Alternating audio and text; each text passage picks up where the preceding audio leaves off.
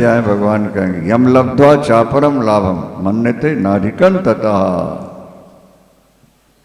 आत्मलाभ, भगवत लाभ से बढ़कर कोई दूसरा लाभ है ही नहीं। ये जिसकी बुद्धि में एक बार स्थिर हो जाता है फिर वो भजन नहीं छोड़ता। गुरुणापि विचार लेते हैं उसी श्लोक में, विपत्तियों का पहाड़ टूट पड़ा उस व्यक्ति पर, भजन नहीं छोड़े। यम लब्ध्वा चापरम लाभम मन्यते नाधिकं तत् यस्मिन् स्थितो न दुखे न गुरुणापि विचार। गुरुणा मत भयानक से भयानक दुख आ जाए, विचलित नहीं हो सकता। उदाहरण प्रहलाद प्रत्यक्ष हैं, मीरा प्रत्यक्ष हैं, अनेक भक्त हैं जिन पर भयानक से भयानक समस्याएं आई, कष्ट आए, भजन छूटा उनका। दृढ़ता, विश्वास है, बुद्धि ने एक बार स्वीकार कर लिया।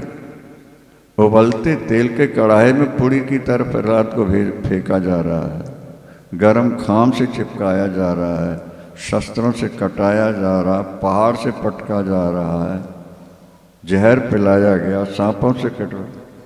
विष्णु पुराण देखो, भागवत देखो, पता लगता है कितना कष्ट प्रहलाद को दिया गया। प्रहलाद ने भजन छोड़ा।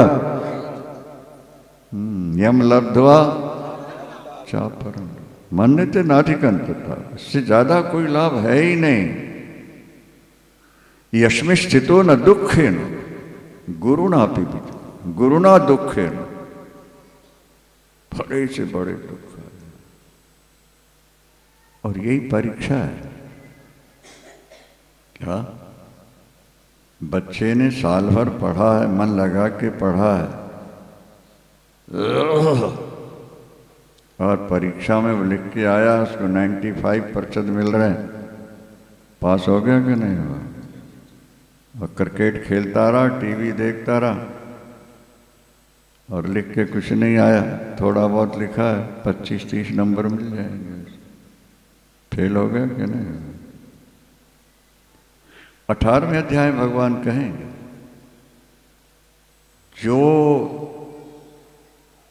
सुख तुम्हें पहले जहर जैसा कड़वा लगे वो अंत में अमृत बन जाए, और जो सुख तुम्हें प्रारंभ में अमृत जैसा लगता है वो अंत में जहर बन जाए। क्या समझा? एक विद्यार्थी रात रात बैठ के पढ़ता। आज कोई देवी सुना रही थी कि आज रात में झपकी भी नहीं ली थी, परीक्षा थी। तो पहले कष्ट होता है कि नहीं होता है?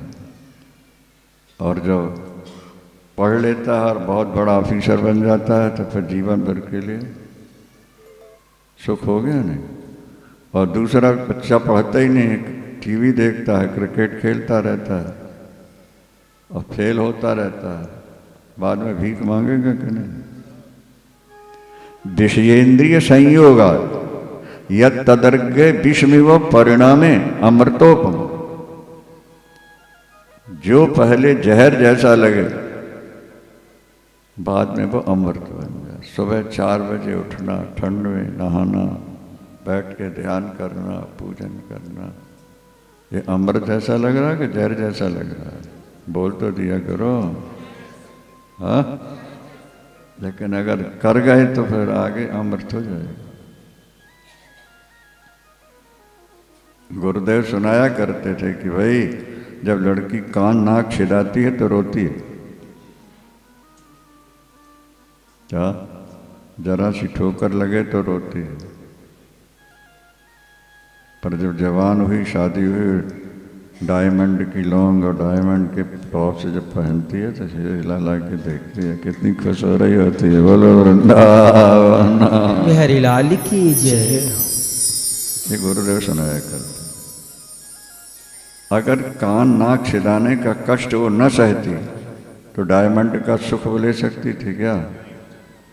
पहले कष्ट सह लिया, बाद में अमृत हो गया। पढ़ने का कष्ट सह लिया तो आगे बड़े ऑफिसर बन के मौज करने लगे। यत तदग्रे विषमिव, श्लोक मिल गया।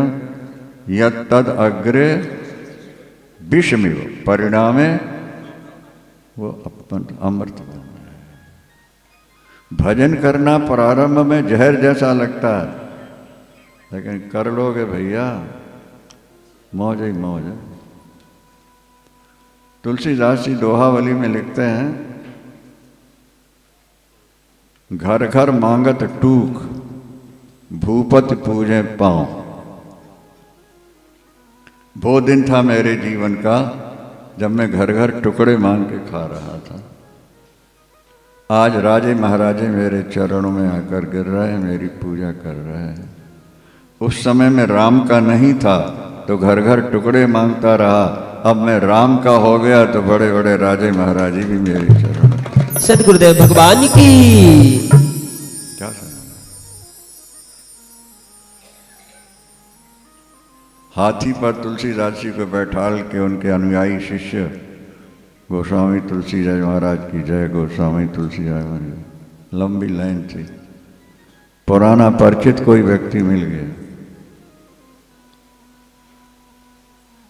तो वही नजर आ रहा है। आपका नाम तुलसीदास है?